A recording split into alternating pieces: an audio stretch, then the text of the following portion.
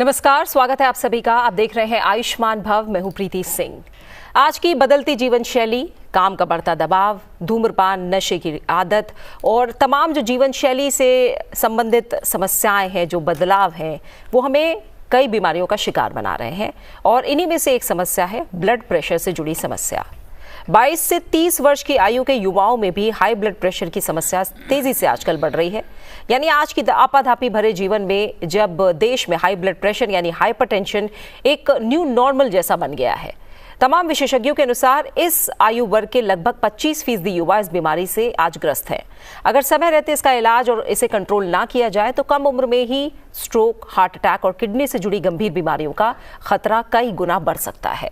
High blood pressure को silent killer भी कहा जाता है, क्योंकि बिना किसी स्पष्ट लक्षण के धीरे धीरे ये शरीर को नुकसान पहुंचाता है। और एक हालिया स्टडी के अनुसार हर 3 में से 2 भारतीय प्री हाइपर सेंसिटिव हैं। एक तरह से हम देखा जाए तो उनका बीपी सामान्य से अधिक है, लेकिन अभी तक हाइपरटेंशन की श्रेणी में वो नहीं है। साथ ही तमाम और स्टडीज हैं जो बताती हैं कि 20 से 45% विवाहित जोड़ों में दोनों को हाई बीपी होता है।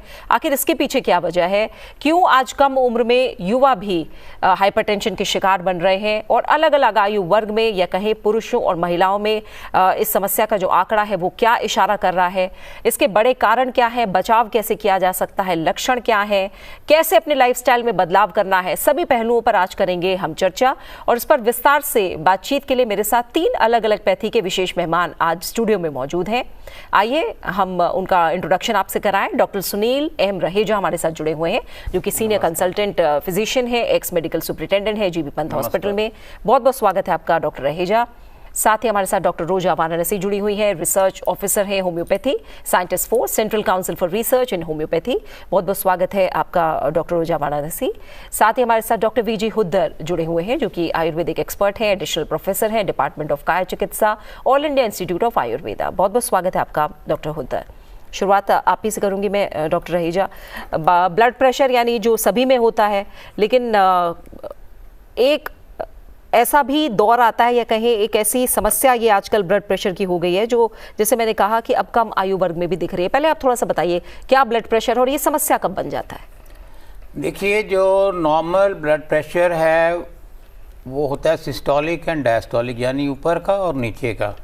जो नॉर्मल है वो है 120/80 मिलीमीटर ऑफ मर्करी। और यदि आपका ब्लड प्रेशर जब हम नापते हैं 120-129 के बीच में सिस्टोलिक आता है और नीचे का 80 आता है, तो हम इसको कहते हैं एलिवेटेड है, ये ब्लड प्रेशर अबव नॉर्मल है। लेकिन जब ये 130-139 सिस्टोलिक एंड 80-89 डायस्टोलिक आ जाता है, तो इसको हम स्टेज 1 हाई ब्लड प्रेशर या हाइपरटेंशन कहते हैं। और यदि ये ब्लड प्रेशर आपका 140/90 से अधिक है तो ये हाई ब्लड प्रेशर स्टेज 2 या हाइपरटेंशन स्टेज 2 में आता है। और एक इसके अलावा होता है हाइपरटेंसिव क्राइसिस। यदि किसी व्यक्ति का बीपी 180/120 है तो एक एमरजेंसी है, तो ऐसे व्यक्ति को तुरंत हॉस्पिटल जाना है। जैसे आपने शुरू में बताया कि भारत के अंदर ये एक बहुत बड़ी समस्या है। यदि आप देखें, हर 4 में से 1 एडल्ट व्यक्ति जिसकी आयु 25 वर्ष से अधिक है, उसका ब्लड प्रेशर अधिक है, हाई ब्लड प्रेशर, हाइपरटेंसिव है वो। और सबसे इम्पॉर्टेंट बात यह है कि जितने पेशेंट हैं अभी हाइपरटेंशन के, हमारे हाई ब्लड प्रेशर के हमारे देश में, उनका नंबर है 220 मिलियन, यानी कि 22 करोड़ के आसपास। और ऐसे बहुत से व्यक्ति हैं, यदि आप देखें 50% व्यक्ति तो अपना ब्लड प्रेशर चेक ही नहीं कराते, तो उनको मालूम ही नहीं है कि उनका बीपी हाई है, लेकिन उनको मालूम नहीं है। जो 50% चेक करवाने के बाद जिनको मालूम है कि इनका ब्लड प्रेशर अबव नॉर्मल है, उसमें से 50% ही दवाई लेते हैं, आधे लोग ही। और उसमें से भी आधे लोग प्रॉपर तरीके से दवाई लेते हैं, और उनमें से आधे लोगों का ब्लड प्रेशर नॉर्मल रेंज में कंट्रोल रहता है। हम ये समझ रहे हैं कि हम बीपी को, ब्लड प्रेशर की बीमारी को कंट्रोल कर सकते हैं, इसको जड़ से ख़त्म करना बहुत ही मुश्किल है। तो हर 8 में से 1 व्यक्ति ऐसा है जिसका कि दवा लेने के बाद, जिसको ब्लड प्रेशर हाई है और दवा लेने के बाद उसका ब्लड प्रेशर नॉर्मल रेंज में है। और यदि आप देखें, high blood pressure is a silent killer. 57% of the जो स्ट्रोक डेथ्स हैं वो हाई ब्लड प्रेशर की वजह से होती हैं, और 24% of cardiovascular death high blood pressure की वजह से होती हैं। तो ओवरऑल जो प्रिवेलेंस है वो 29.8% है भारत के अंदर, एडल्ट्स के अंदर, जो कि एक बहुत ही अधिक नंबर है। और जैसे आपने बताया कि अब ये यंगर एज में आ रहा है because of the lifestyle changes, की अब हमारी आधुनिक जीवन शैली आ गई है, स्ट्रेस आ गए हैं और मॉडर्न लाइफस्टाइल है, खान पान में high calorie rich, high salt intake, high saturated fat वाला फूड है, सीडेंट्री लाइफ है, रात रात को जाके लोग काम करते हैं, फैमिली इश्यूज़ हैं, फाइनेंशियल इश्यूज़ हैं, और दूसरा अवेयरनेस ज़्यादा हो गई है, इसलिए भी ज़्यादा केसेस डायग्नोस किए जा रहे हैं, और दूसरा लॉन्गेटिविटी बढ़ी है। तो नेचुरली हमने ये भी देखा है कि जो ब्लड प्रेशर का जो इंसिडेंस है वो उसका लीनियर इंक्रीज़ होता है। यदि आप 40 वर्ष के व्यक्तियों को करेंगे स्क्रीन तो 40% लोगों को हाई ब्लड प्रेशर मिलेगा। यदि 50 वर्ष की आयु के व्यक्तियों को हम स्क्रीन करते हैं तो हर 2 में से 1 व्यक्ति को हाई ब्लड प्रेशर मिलेगा। तो there is a linear increase. तो जैसे जैसे आयु बढ़ती है ब्लड प्रेशर का जो प्रिवेलेंस बढ़ता है। बहुत अहम बातें हैं जो डॉक्टर रहेजा ने बताई हैं। और डॉक्टर हुद्दर, जब मैं आयुर्वेद के नज़रिए से पूछूं तो आयुर्वेद कैसे कॉन्सेप्चुलाइज करता है ब्लड प्रेशर को, क्योंकि 220 मिलियन का आंकड़ा भारत के अंदर एक बड़ा आंकड़ा है, लेकिन ये आंकड़ा और ज़्यादा होगा क्योंकि बहुत सारे ऐसे लोग हैं जिन्होंने चेक ही नहीं कराया, जिन्हें पता ही नहीं है। तो ये आंकड़ा बहुत बड़ी संख्या में है भारत के अंदर। आयुर्वेद इसे कैसे देखता है? आयुर्वेद में इस कंडीशन को पहले भी आइडेंटिफाई किया था। वो धमनी प्रतिचय और शोणितज मद करके ऐसे वर्ड्स टेक्स्ट में मिलते हैं। इन्होंने ऐसे आइडेंटिफाई तभी भी था, अभी आजकल बढ़ रहा है। जैसे आप सब डिस्कस हो रहा था कि जीवन शैली की वजह से ये सब हो रहा है।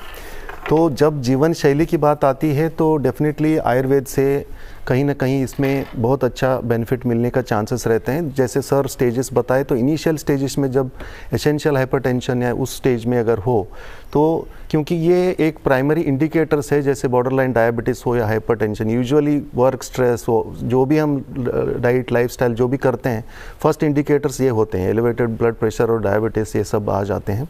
तो उसमें आयुर्वेद के हिसाब से बहुत सारी विधियां हैं, जैसे कि आप डिटॉक्स थेरापेटिक पर्गेशन करके एक कंडीशन होता है, क्योंकि हमारे आयुर्वेद में ये मानते हैं कि इसको शोणित की दुष्टि, रक्त की दुष्टि से होता है। जैसे कि बता रहे थे सॉल्ट, स्पाइसी फूड और फर्मेंटेड फूड हो गया, जंक फूड्स हो गए, ये सब लेने से रक्त की दुष्टि होके उससे ये उच्च रक्तचाप बनता है करके आयुर्वेद में बोला है। तो इसके लिए पित्त को कम करने वाले और रक्त को सही करने वाले जो भी लाइफस्टाइल है वो सब करने के लिए हम रेकमेंड करते हैं। जैसे कि मैं बताया थेरापेटिक पर्गेशन जो होता है उससे पित्त को शरीर से निकालना, तो उससे और बाकी का जो डाइट लाइफस्टाइल जैसे दिनचर्या है, ऋतुचर्या, डेली रेजिमेंट्स, सीजनल रेजिमेंट्स, और उसके बाद yoga and pranayama definitely as a add on to this.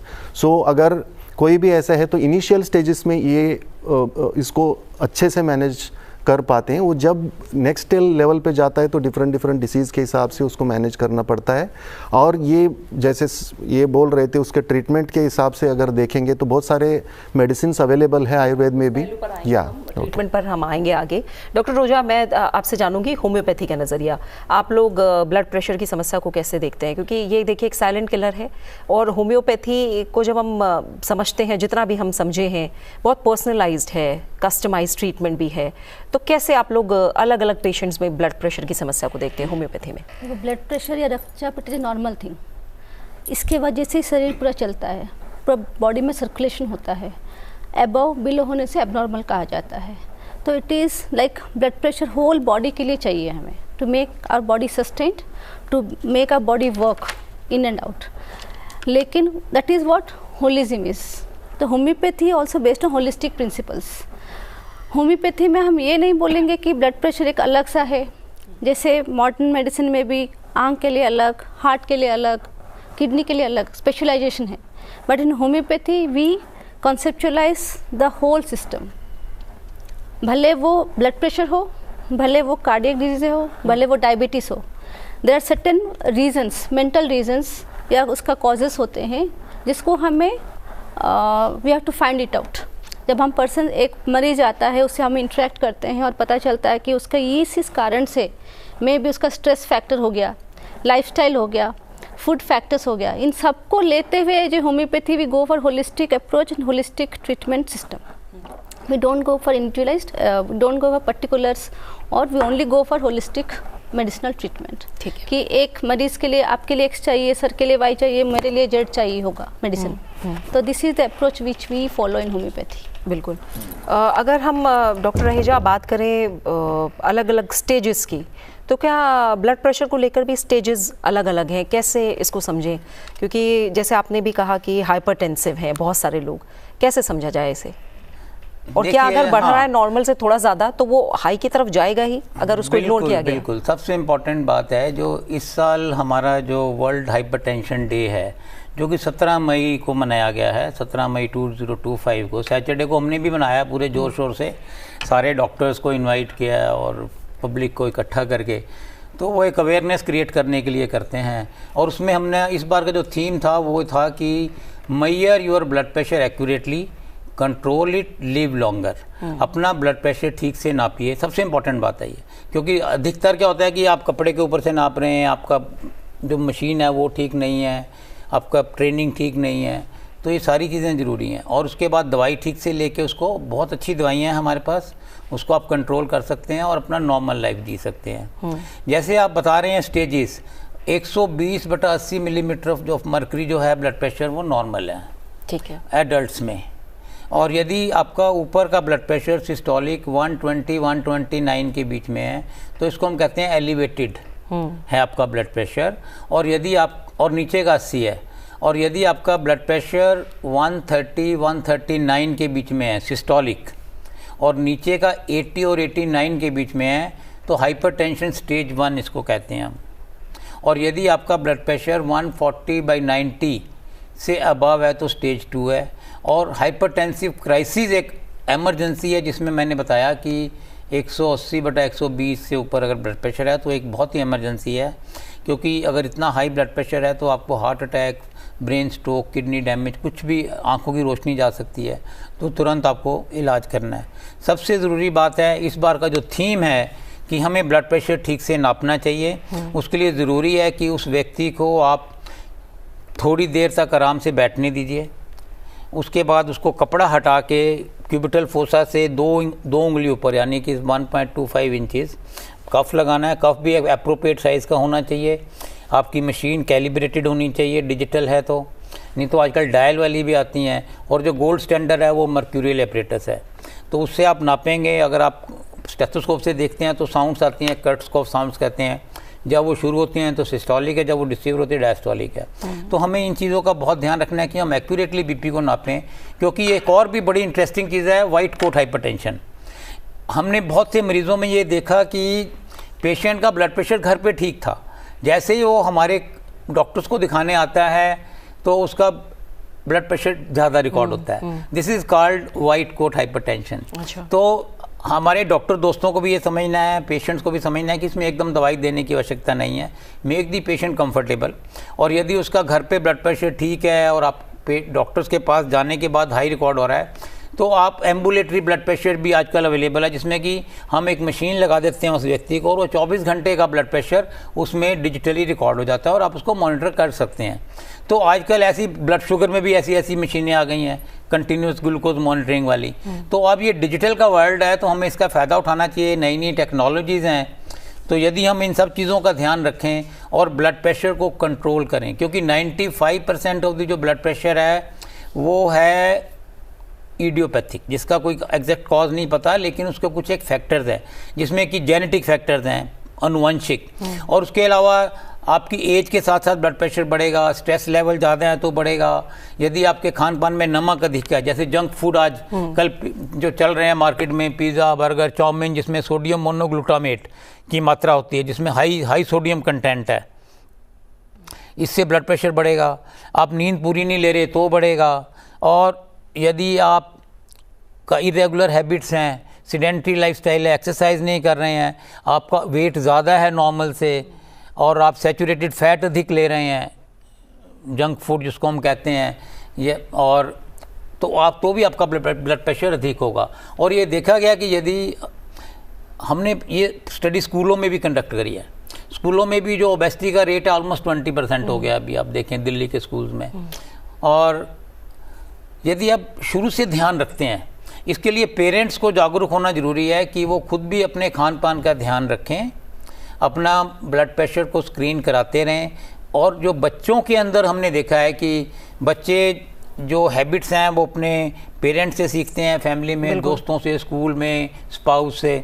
तो ये सारी चीज़ें यदि एक हम हेल्दी सोसाइटी की तरफ चलें जिसमें कि हम हेल्दी खाना खाएं, the diet rich in fruits and vegetable, less in salt, less fried items, तो हम इसको कंट्रोल कर सकते हैं। और ब्लड प्रेशर की जांच प्लीज़ आप अवश्य कराएं क्योंकि ये साइलेंट किलर है। जैसे आपने बताया 90% of the patients in high blood pressure they are asymptomatic. और अगर ये सेकेंडरी कॉजेज़ की वजह से हो रहा है जिसमें कि chronic kidney disease, thyroid disease, sleep apnoea syndrome जैसी चीज़ें हैं, तो आप उसको इलाज कराएंगे तो फियोक्रोमोसाइटोमा एक और होता है। इस पहलू पर भी आपसे बात करनी है कि बाकी जो मतलब कोमॉर्बिडिटी कहें या बाकी बीमारियों से इसका क्या संबंध है, कैसे ब्लड प्रेशर इनसे जुड़ा हुआ है, इसके बारे में भी हम बात करेंगे।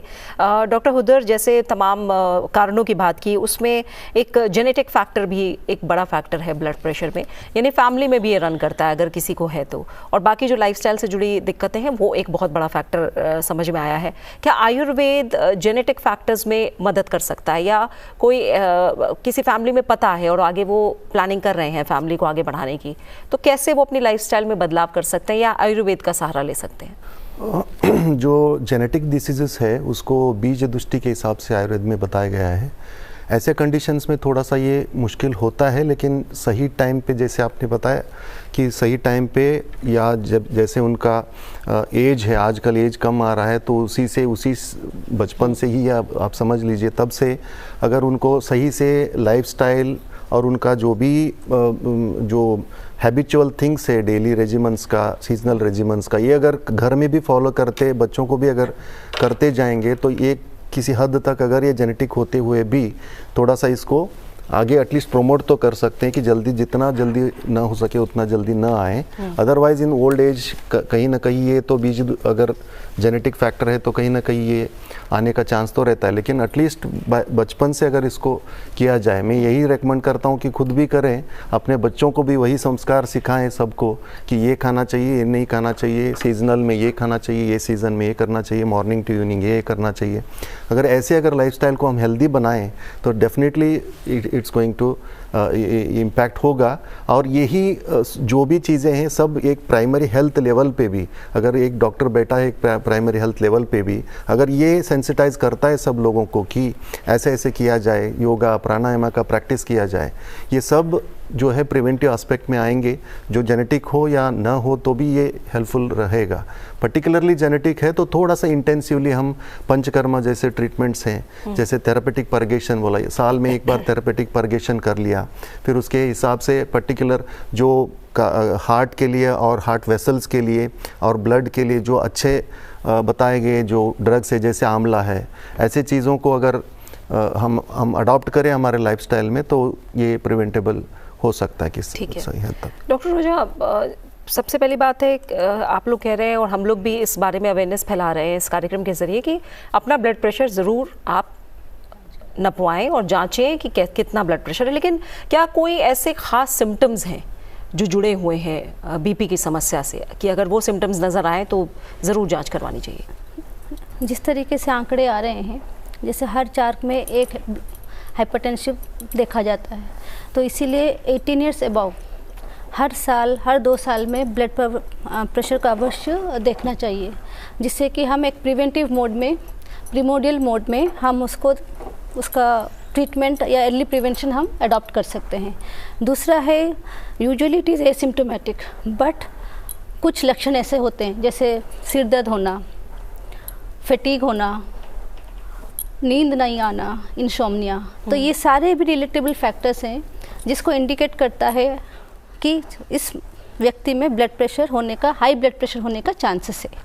लेकिन उसके लिए भी हमें प्रॉपर उसका मेजरमेंट करना चाहिए विथ प्रोसीजर्स, स्टैंडर्ड प्रोसीजर। जैसे सर ने बताया कि उसके नापने के पहले हमें क्या क्या स्टेप्स फॉलो करने हैं, नहीं तो सडनली कोई भी इंसान आता है आपके पास, आप डॉक्टर हैं, लेकिन आता है आपको देखते ही उसका अंदर किसी को फियर फैक्टर है, तो उस फियर फैक्टर के वजह से भी हाइपरटेंशन बढ़ता, ब्लड प्रेशर बढ़ जाता है। तो इन सब फैक्टर्स को देखते हुए हमें सिस्टमेटिकली जैसे जैसे एज बढ़ता है, the reading should be very repetitive, जैसे 18 साल में है तो हाँ 2 साल में एक बार कर लिया। जैसे 30 साल 35 साल या 40 साल में जब बंदा चला जाता है तो उसमें एटलीस्ट 1 साल के अंदर 6 महीने के अंदर करना चाहिए। जो मेडिसिन खाते हैं, एंटी हाइपरटेंसिव खाते हैं, उनको और फ्रीक्वेंटली देखना चाहिए, और उनका जो मेडिकेशन जो खाते हैं उसको सिस्टमेटिकली वो ले रहे हैं कि नहीं, सेवन कर रहे हैं कि नहीं, उस सब पर से अगर हम रखते हैं तो डेफिनेटली कहीं से हम कटेल कर सकते हैं। इस जो एपिडेमिक बन रहा है अभी भारतवर्ष में बन रहा है, उसको कहीं पर हम कटेल कर सकते हैं। ठीक है। और डॉक्टर रहेजा, एलोपैथी में जब हम देखते हैं और आप लोग को ब्लड प्रेशर सामान्य से ज़्यादा दिखता है, तो क्या एलोपैथी सीधा दवाइयों की तरफ ले जाती है, या आप लोग पहले कहते हैं लाइफस्टाइल मॉडिफिकेशंस कीजिए फिर दवाइयाँ शुरू होंगी? ये बहुत ही अच्छा प्रश्न है, वेरी वेरी इम्पोर्टेंट। देखिए, ब्लड प्रेशर जैसे हमने बताया साइलेंट किलर है। यदि आपका ब्लड प्रेशर हाई रीडिंग में आता है तो इससे समय रहते इलाज कराना ज़रूरी है, जिसमें कि लाइफस्टाइल का एक बहुत इंपॉर्टेंट रोल है, and supported by medicine and medicine supported by lifestyle, जिसमें कि डैश जिसको हम कहते हैं dietary approach to stop high blood pressure hypertension, जिसमें कि हम ऐसी डाइट एडवाइस करते हैं जिसमें कि सोडियम की मात्रा कम है, यानी कि नमक कम है, और इसके लिए हमें और पोटाशियम अधिक है, और इसके लिए हमें समझना ज़रूरी है कि किस किस चीज़ में सोडियम ज़्यादा होता है, नमक ज़्यादा होता है। और हमें चाहिए कि हम अपनी नमक की मात्रा को 1/3 कर दें, 15 ग्राम कर दें, क्योंकि और जो चीज़ें जिसमें नमक ज़्यादा है, पूड़ी पकोड़े समोसे अचार पापड़, और जितनी भी आपकी चाउमीन है, मोमोज टाइप की जिसमें सोडियम मोनोग्लूटामेट है, पिज़्ज़ा बर्गर, ये जितनी भी चीज़ें हैं, जितनी भी सॉसेज हैं, सोया सॉस, सब में नमक की मात्रा अधिक है, क्योंकि नमक एक तो सॉल्ट एनहांसर है, दूसरा ही प्रिजर्वेटिव का काम भी करता है। यदि आप देखें अचार में नमक डालते हैं, एक तो टेस्ट के लिए और दूसरा ताकि ख़राब ना हो। और दूसरी चीज़ ये है कि इसकी बजाय यदि आप ऐसा खाना एडवाइस करें जिसमें कि सोडियम कम है और पोटाशियम ज़्यादा है, जिसमें कि फ्रूट्स एंड वेजिटेबल, जिसमें कि आपकी पालक हो गई, हरी सब्जियां हो गई, केला हो गया, संतरा हो गया, ठीक है, एप्पल हो गया, अनार हो गया, जो फाइबर जिसमें ज़्यादा है और पोटाशियम की मात्रा अधिक है। नींबू, हरा नारियल का पानी जो है उसमें भी पोटाशियम अधिक होता है। It's a very good for health. So यदि आप फ्रूट्स एंड वेजिटेबल ज़्यादा लेते हैं तो आपको इससे पोटाशियम जाएगा, तो आपको बीपी का जो पोटाशियम है वो सोडियम के अगेंस्ट काम करता है, तो बीपी कम होगा। इसके अलावा आपको मार्केट में लो सोडियम सॉल्ट भी अवेलेबल है आजकल, उसका भी इस्तेमाल कर सकते हैं डॉक्टर के एडवाइस के ज़रिए। जो डाइट जिसमें कि सैचुरेटेड फैट अधिक हैं उसको अवॉइड करें। नॉर्मली जो इंडियन है, भारतीय है, आई जस्ट अपोलोजाइज, इसमें भी हमें नमक के साथ साथ जो सैचुरेटेड फैट है उसकी मात्रा भी 1/3 करनी है जितना हम ले रहे हैं। तो उसमें आप तली हुई चीज़ें जितनी हैं उसको अवॉइड करिए। ओवर द टेबल आप नमक और पकोड़े ये सब ना खाएं। जैसे आपको मैंने बताया कि नमक को 15 से 5 ग्राम कर दें, तो इसी तरह जो फैट्स हैं उसको भी 50 से 15 ग्राम कर दें, तो उससे आपको ये बेनिफिट मिलेगा कि आपका ओवरऑल वेट कम होगा। वेट कम होगा तो बीपी भी बेटर हो जाएगा और डिस्लिपिडीमिया ठीक होगा। स्ट्रेस मैनेजमेंट करिए, अल्कोहल इंटेक कम करिए, दवाई से पहले, बिल्कुल दवाई से पहले। इसके अलावा हमारे पास बहुत ही कारगर दवाइयां हैं जिसमें कि बीटा ब्लॉकर, कैल्शियम, दवाइयों पे आऊंगी। पहले आपने यही कहा कि दवाई बाद में शुरू की जाएगी, पहले मॉडिफिकेशन कीजिए। डॉक्टर हुदर जी, जैसे डॉक्टर रहेजा ने भी बहुत सारी चीजें बताई हैं कि खाने में क्या शामिल करना है, क्या नहीं शामिल करना है। आजकल सबसे बड़ी बात है कि इंटरनेट पे जानकारी का ख़जाना है, जिसको देखिए वो सर्च करता है और उस हिसाब से खान पान में भी सुधार करने की कोशिश करता है। नमक को लेकर हम देख रहे हैं कहीं पिंक सॉल्ट है, सेंधा नमक को लेकर बहुत सारी बातें हैं, रॉक सॉल्ट है, हिमालयन सॉल्ट है, लो सोडियम सॉल्ट है, तमाम तरह के नमक भी अब बाज़ार में आ गए। आयुर्वेद में बहुत सारी चीज़ें हैं जो प्रकृति के हिसाब से दी जाती हैं। हो सकता है कोई एक चीज़ किसी को फ़ायदा कर रही हो लेकिन दूसरे को नुकसान कर रही हो, तो इसे लेकर आप जो भी मिथ्स और फैक्ट हैं या जो सावधानियां हैं उसे लेकर आप क्या कहेंगे? जैसे बाकी सारे जो हम डेली रूटीन में ले रहे हैं वो तो सर ने बता दिया अभी। उसके हिसाब से अगर देखते हैं तो यूजुअली हम सैंधव नमक जो होता है वो सैंधा नमक जो बोलते हैं कॉमन लैंग्वेज में, उसको यूजुअली हम प्रेफर करते हैं ट्रीटमेंट्स में भी। जब भी ये एक मॉडिफिकेशन रिलेटेड टू ये होता है।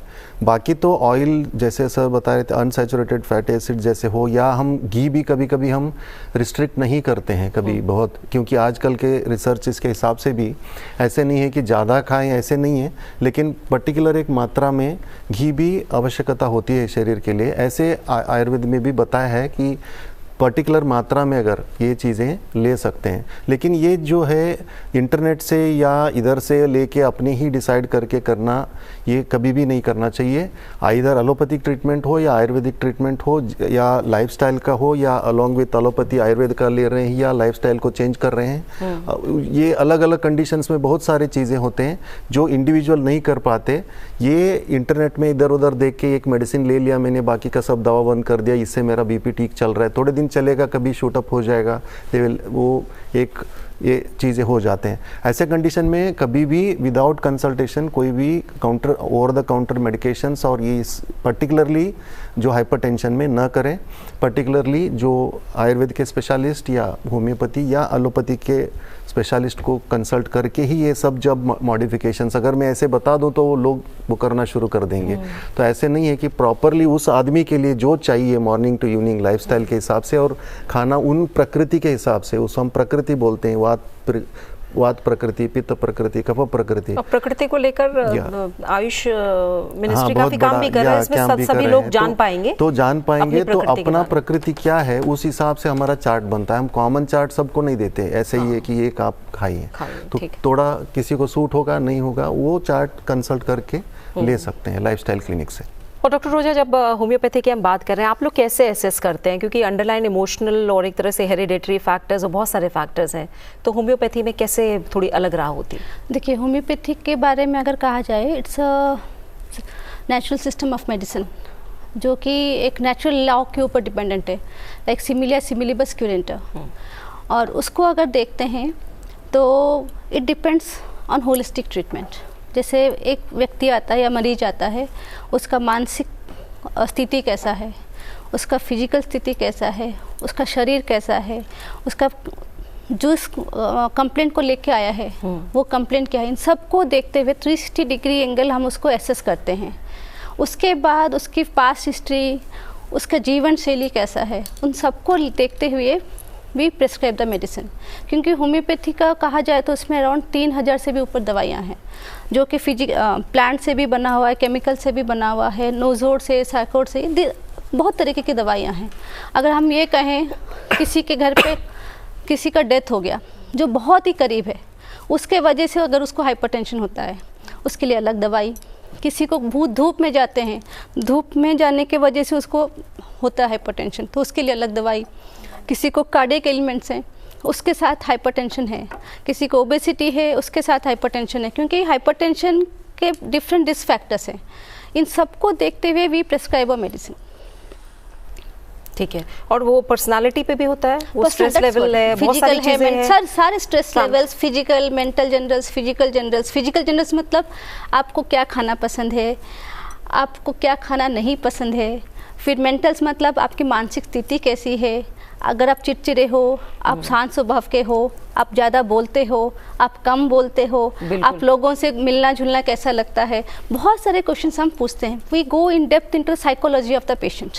बिल्कुल, और ये सवाल इसलिए भी था क्योंकि ये बहुत चला है कि एक दवाई का नाम पता लगता है तो सब लेते हैं, लेकिन देख लीजिए डॉक्टर ने खुद बताया है कि बहुत सारे फैक्टर्स हैं जिनका ध्यान रखना है। इसीलिए कई लोग ये शिकायत करते हैं कि होम्योपैथी असर नहीं करती, लेकिन जिनको असर होता है उनको बहुत अच्छा असर करती है होम्योपैथी। तो बहुत सारे फैक्टर्स हैं जिनका ध्यान रखना होता है, इसीलिए एक विशेषज्ञ की सलाह लेना बहुत ज़रूरी होता है ऐसे मामलों में।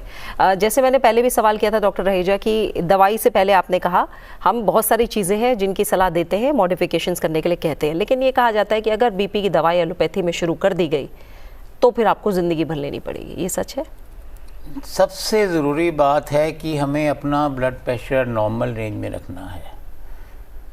जितनी भी हमारे पास मेडिसिन हैं, ड्रग्स हैं, उससे हम ब्लड प्रेशर को कंट्रोल कर सकते हैं, कम कर सकते हैं, और लाइफस्टाइल मॉडिफिकेशन के साथ उसको मिला के, जैसे diet, exercise, yoga, meditation, stress management, quitting smoking, alcohol management, तो हम उसकी बीपी को नॉर्मल रेंज में रखना ज़रूरी है 120/80। क्योंकि अगर बीपी हाई रहेगा तो हमारा एंड ऑर्गन डैमेज होने के चांसेस अधिक हैं, जिसमें कि हार्ट फेलियर का होना, स्ट्रोक का होना, kidney disease, chronic kidney disease, eye में प्रॉब्लम आ सकती हैं आपको, तो सांस में हार्ट फेलियर में जा सकते हैं आप। तो ये सारी चीज़ें हैं कि हम उसको नॉर्मल रखें। हाँ, दवाई यदि आप अच्छा हेल्दी लाइफस्टाइल अडॉप्ट करते हैं तो हो सकता है कि आपकी दवाई कम हो जाए और छूट भी जाए, ऐसा नहीं है। और सबसे इम्पोर्टेंट बात है, यदि आपको ब्लड प्रेशर अधिक है तो ओवर द काउंटर मेडिसिन बिल्कुल मत लीजिए, क्योंकि हर एक कंडीशन के लिए, अगर यंग में हाइपरटेंशन है, जैसे आपकी एज 25, 30, 40 है, और किस वजह से है, किस टाइप की आपकी पर्सनैलिटी है, क्या आपका खान पान है, उसके हिसाब से हम दवाई देंगे। यदि आपकी एज 60-70 है तो उसके लिए हम अलग दवाइयाँ देंगे, कैल्शियम चैनल ब्लॉकर उसमें ज़्यादा इफेक्टिव हैं। ARBs 30-40 ईयर्स वाली यंगर एज ग्रुप में ज़रूरी हैं। यदि आपको हार्ट के ऊपर लोड आ रहा है या हार्ट रेट ज़्यादा है तो बीटा ब्लॉकर देने ज़रूरी हैं। तो एक ये डॉक्टर को डिसाइड करने दीजिए कि आपको किस प्रकार की कितनी मात्रा में दवाई देनी है। यदि फ्लूइड ओवरलोड है, आपका सॉल्ट इनटेक ज़्यादा है तो डायूरेटिक देने पड़ सकते हैं, वाटर पिल्स। तो ये एक डॉक्टर को डिसाइड करने दीजिए। और दूसरी चीज़, जैसे आपने बताया कि नमक की मात्रा कम करना बहुत ज़रूरी है। नॉर्मली जो भारतीय है वो 15 ग्राम नमक लेता है, जिसमें कि हम हाई सॉल्ट इनटेक लेते ही हैं, जिसमें कि सोडियम अधिक है। उसको हमने 5 ग्राम करना है, 1/3 करना है। और जैसे कि डॉक्टर साहब ने बताया कि रॉक सॉल्ट या पिंक सॉल्ट जैसे आप बता रहे हैं, ये एक अच्छा विकल्प है, क्योंकि इसमें जो सोडियम की मात्रा है विथ कंपेयर टू जो वाइट सॉल्ट है 87% है, मतलब थोड़ी कम है। और इसके अलावा थोड़े मिनरल्स वगैरह हैं, जिंक और पोटाशियम और अदर मिनरल्स, कैल्शियम। तो ये एक अच्छा विकल्प है। इसके अलावा लो सोडियम नमक भी मार्केट में अवेलेबल हैं, अलग अलग ब्रांड्स के, आप उसका इस्तेमाल भी कर सकते हैं। अच्छा, नमक को लेकर फिर आप एक बात और क्लियर करिए डॉक्टर रहीजा। लोगों के मन में डर होता है कि अगर हमने लो सोडियम या कोई और नमक इस्तेमाल किया तो आयोडीन वाला नमक हमें नहीं मिलेगा, फिर हमें कोई और समस्या ना हो जाए, तो ये क्या है? ये रॉक सॉल्ट भी आजकल बड़ी बड़ी कंपनियां आयोडाइज्ड ही बना रही हैं। अच्छा। और ये गवर्नमेंट का भी रेगुलेशंस है कि आप जो भी बंद पैकेट में नमक बेच रहे हैं वो आयोडाइज्ड ही होना चाहिए। ठीक है। क्योंकि आयोडीन की डेफिशिएंसी से, जैसे आपने बताया कि थायराइड का डिसऑर्डर होना, हाइपोथायराइडिज्म, गोइटर का चांसेस अधिक हो जाता है, तो ये भी बहुत ज़रूरी है। सोडियम मोनोग्लूटामेट वाले जितने भी पदार्थ हैं उसको आपको अवॉइड करना है। जैसे कि चाइनीज़ फूड है, सब में सोडियम मोनोग्लूटामेट होता है, जो कि एक फ्लेवरिंग सॉल्ट है जिसमें सोडियम की, और ये तो बच्चों के लिए तो बिल्कुल ही हानिकारक है। ठीक है। और जितनी भी आप ओवर द रेस्टोरेंट खाने खाते हैं जो आपको बहुत स्वादिष्ट लगते हैं, ये समझना जरूरी है कि इसमें नमक की मात्रा अधिक होती है और सोडियम मोनोग्लूटामेट भी डाला जाता है टेस्ट एनहांसर के लिए। और इसमें जो फैट्स की मात्रा है वो 40 से 50% है। ऑयल्स का भी यदि आप देखें, 50 ग्राम नॉर्मली इंडियन एक ऑयल लेता है, उसको 15 ग्राम करना है। और जैसे डॉक्टर साहब ने बताया कि ऑयल भी सैचुरेटेड फैट है, जिसमें हम कहते हैं 15 ग्राम में 5 ml आप सरसों का तेल लीजिए, सस्ता और सुंदर। कोल्ड प्रेस्ड ऑयल, आजकल एक स्टडीज़ आई है 2000 पिछले साल कि कोल्ड प्रेस्ड ऑयल्स हमारे हार्ट के लिए बहुत सबसे अच्छे हैं, जिसमें कि सरसों का तेल, तिल का तेल, मूंगफली का तेल भी, आजकल मस्टर्ड ऑयल आता है। मैं भी अपने घर में even sunflower oil cold pressed आता है, तो आप इसका इस्तेमाल करेंगे तो आपके लिए ज़्यादा अच्छा होगा। 1/3 उसका आप सरसों का तेल इस्तेमाल करेंगे, 1/3 देसी घी, जिसमें कि गाय का देसी घी ज़्यादा बेहतर समझते हैं। और तीसरा ऑयल आप कोई भी olive oil, avocado oil, sunflower oil, ये आप इस्तेमाल कर सकते हैं। लेने हैं, रिफाइंड ऑयल्स का इस्तेमाल नहीं करना है। Cold pressed oils are always better than refined oils, क्योंकि रिफाइंड ऑयल्स में उसको हम गर्म करते हैं जिससे कि उसका ऑक्सीडेशन होता है। और तीसरी चीज़ सबसे इंपॉर्टेंट, जितना भी ऑयल को हम बार बार हम ऑयल गर्म करते हैं, जैसे हम बाज़ार के छोले भटूरे टिक्की खाते हैं, इसमें क्या है कि वो सुबह एक बार कढ़ाई में तेल डालता है, शाम तक उसी में तलता है।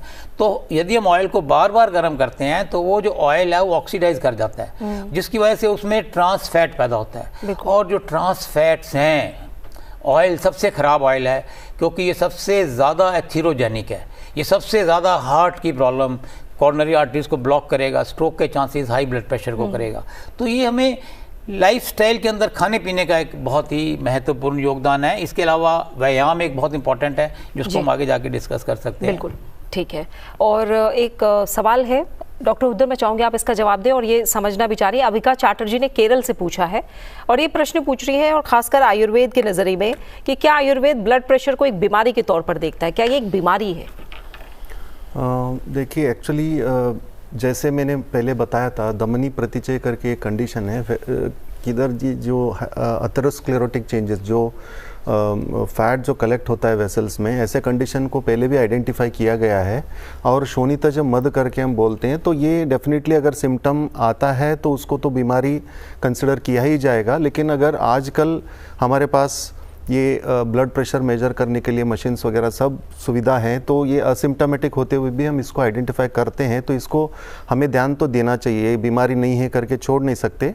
उसके लिए हमें कौन सा रीज़न है, क्या है, उस हिसाब से हमें ट्रीटमेंट लेना चाहिए। अगर आयुर्वेद में हमारे पास अगर पेशेंट्स ऐसे आते हैं कि हाइपरटेंशन को लेके, तो स्पेशली हम सेकेंडरी हाइपरटेंशन को ज़्यादा ये नहीं करते, क्योंकि एलोपैथिक मेडिसिन चलता रहता है। किडनी डिसीज़ के साथ हाइपरटेंशन आ गए, उसमें ज़्यादा डिस्टर्बेंस हम करते नहीं हैं, जो चलता है, उसके साथ में हम अलग दवाएं देते हैं। अगर ये जो लाइफस्टाइल, मेजॉरिटी ऑफ पीपल जो हैं तो ओबेज हैं, अथेरोस्क्लेरोटिक हो गए हैं, खान पीन, लाइफस्टाइल, इसकी वजह से जो स्ट्रेस है इसकी वजह से आते हैं, तो ओबेज आते हैं, तो उनको हम पंचकर्मा ट्रीटमेंट एडवाइस करते हैं, जैसे थेरापेटिक परगेशन हो गया। उससे वेट उनका सही तरह से अगर कम हो जाता है, जितना है 7-8 केजी भी कम हो गया, तो ऐसे हमने देखा गया है कि बहुत सारे मेडिसिन शुगर के लिए, हाइपरटेंशन के लिए ले रहे हैं ऐसे लोग जो लाइफस्टाइल की वजह से ओवरवेट हो गए हैं।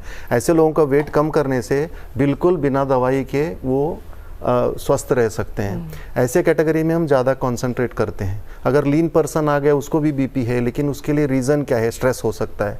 तो स्ट्रेस के लिए ऐसे कंडीशन अगर है तो हम तक्रदारा, अलग नस या करके अलग अलग प्रोसीजर्स हमारे होते हैं, तो योगा, प्राणायाम, ये सब हम एडवाइस करते हैं।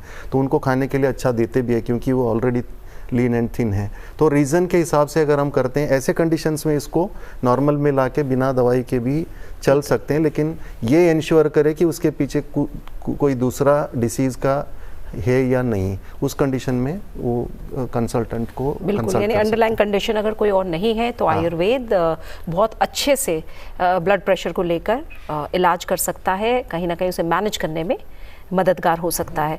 डॉक्टर रोजा, एक सवाल है, अनिल राय ने पूछा है पंजाब से, और ये कह रहे हैं कि मेरा ब्लड प्रेशर हमेशा 150 बना रहता है, तो इसका मतलब क्या है? क्या होम्योपैथी के ज़रिए इसे कंट्रोल किया जा सकता है? देखिए, ब्लड प्रेशर 150 है, उसने उतना बताया, लेकिन उनका मोटापा कैसा है, whether he is obese, whether he is having dyslipidemia, whether he is any other troubles, तो इन सबको लेके कहीं ना कहीं कनेक्टेड है ब्लड प्रेशर के साथ। अगर 150 है तो it's definitely it is like a very stage 3 hypertension और क्राइसिस के तरफ बढ़ रहा है।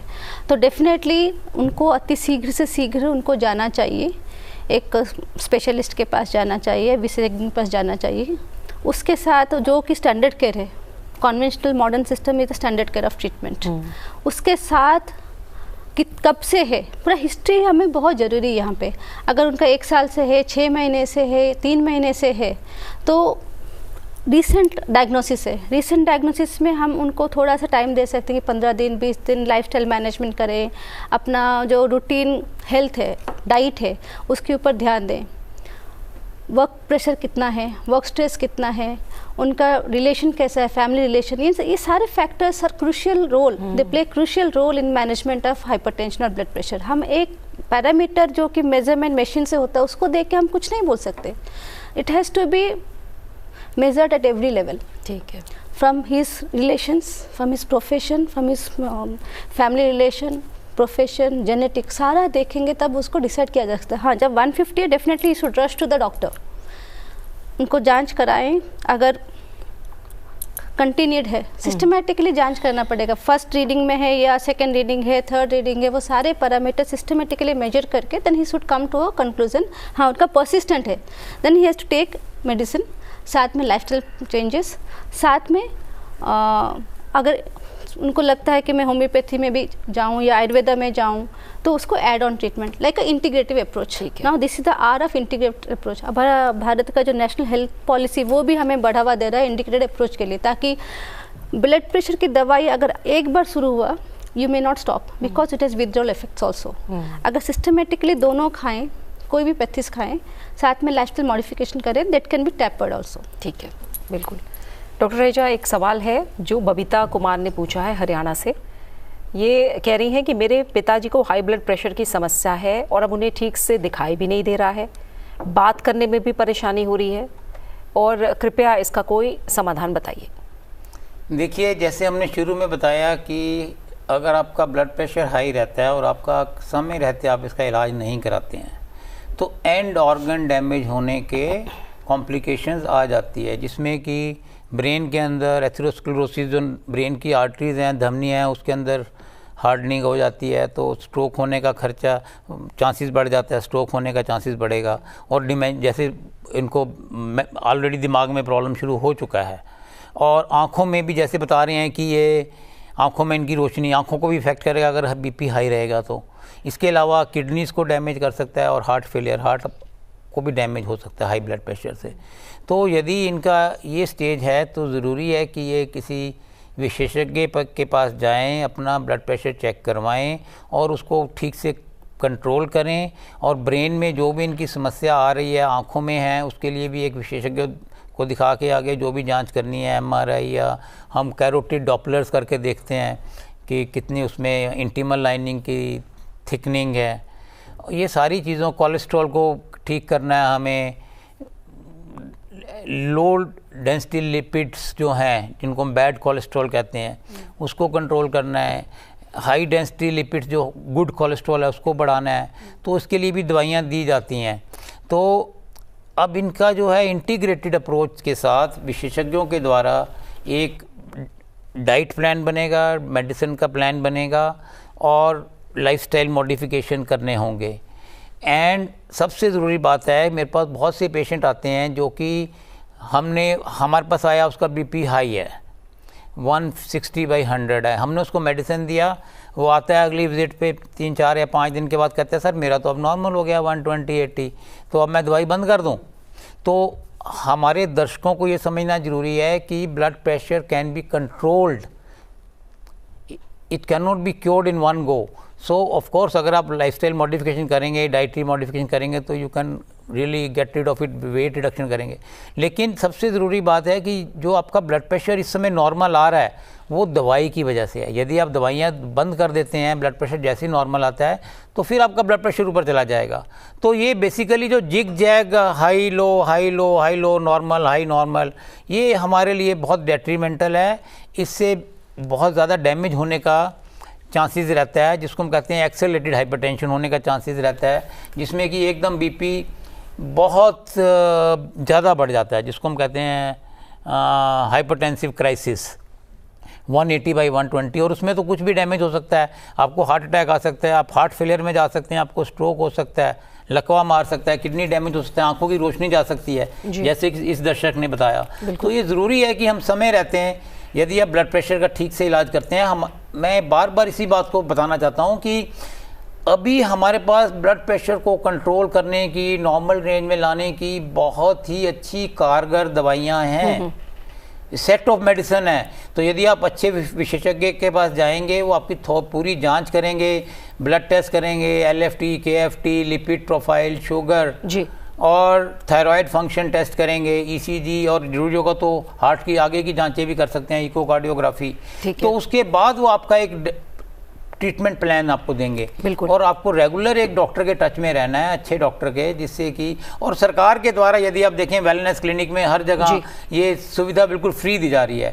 और जैसा हम जानते हैं कि 68% हमारी आबादी गाँव में रहती है, हाँ, पेरिफेरी में रहती है। तो अब तो सरकार ने ये सुविधा हर कस्बे में, हर गांव में उपलब्ध करा दी है, प्राइमरी हेल्थ सेंटर तक। बिल्कुल, तो इस सुविधा का उपयोग भी करना है। हमें चाहिए कि हम अपना ब्लड प्रेशर समय रहते चेक कराएं, और यदि अधिक है तो उसका ठीक से इलाज कराएं।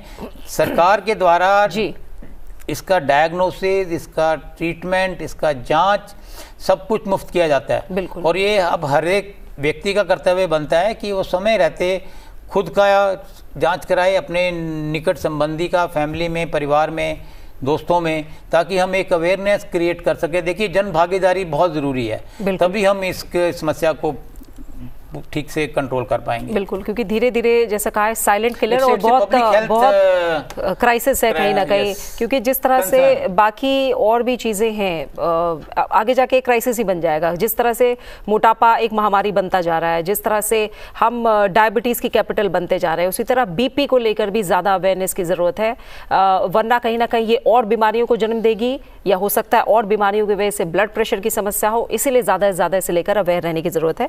डॉक्टर हुदैर, जैसे आपने बहुत सारी चीज़ें बताई हैं कि किस तरह से लाइन ऑफ ट्रीटमेंट आयुर्वेद में होता है, क्या कोई ऐसी एक हर्ब आप बताएंगे या किचन का कोई ऐसा खजाना आप बताएंगे जो जिनके फैमिली में या तो बीपी रन कर रहा है या जिन्हें बीपी की समस्या है, वो इस्तेमाल करना आज से शुरू कर सकते हैं?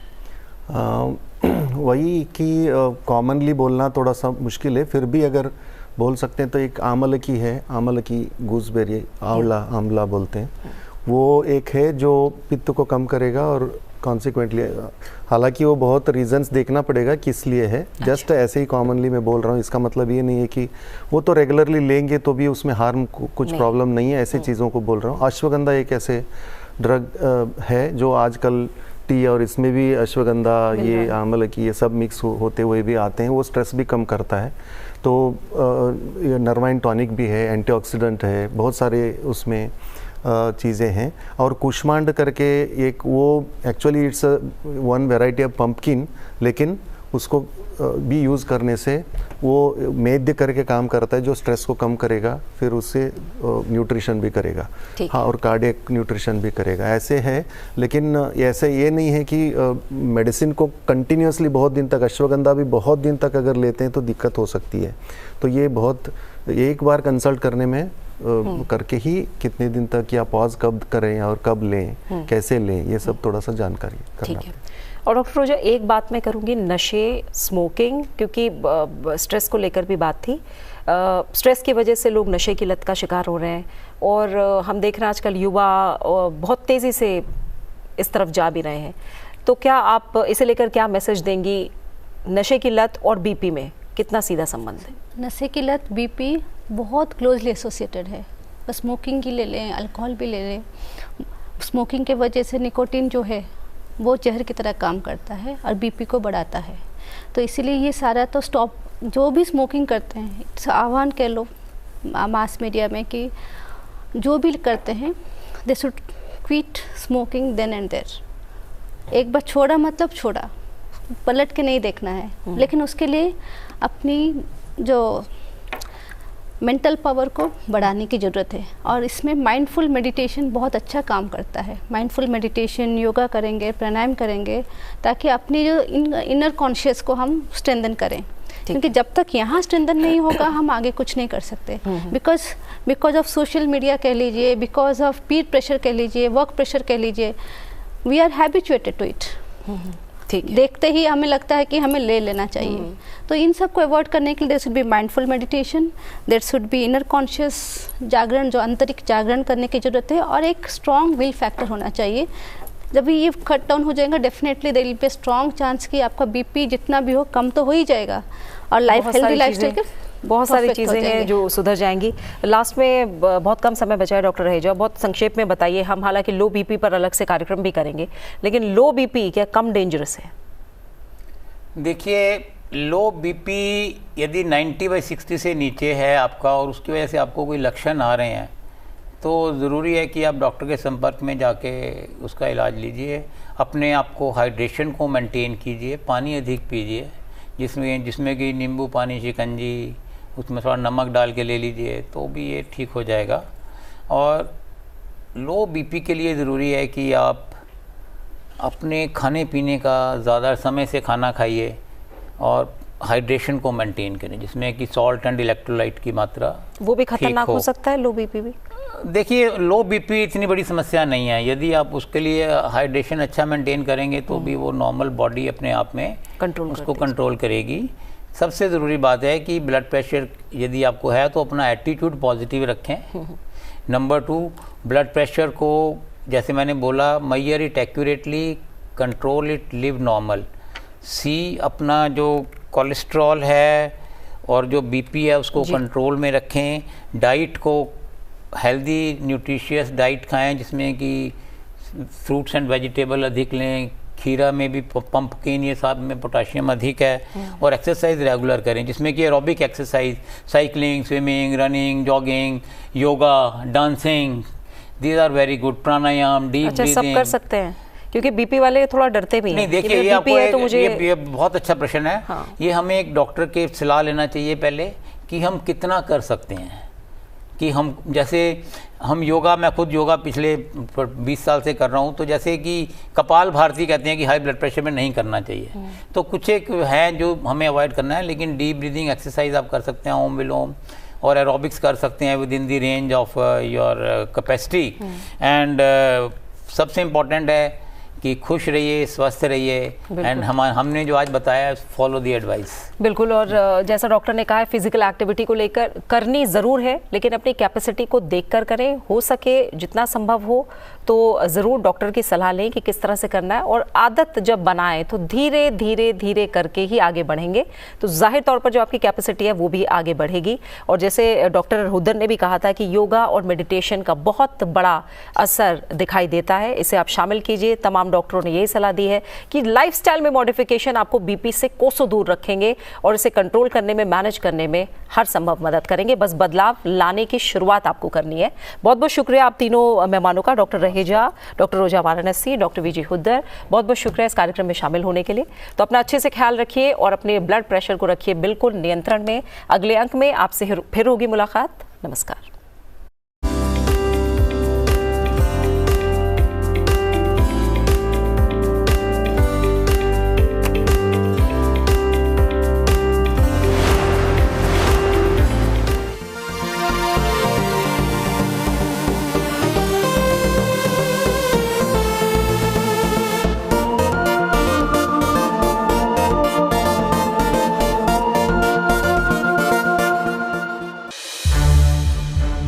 संसद टीवी के और भी प्रोग्राम्स देखने के लिए सब्सक्राइब करें हमारा YouTube चैनल और हाँ, इन्हें लाइक और शेयर करना ना भूलें।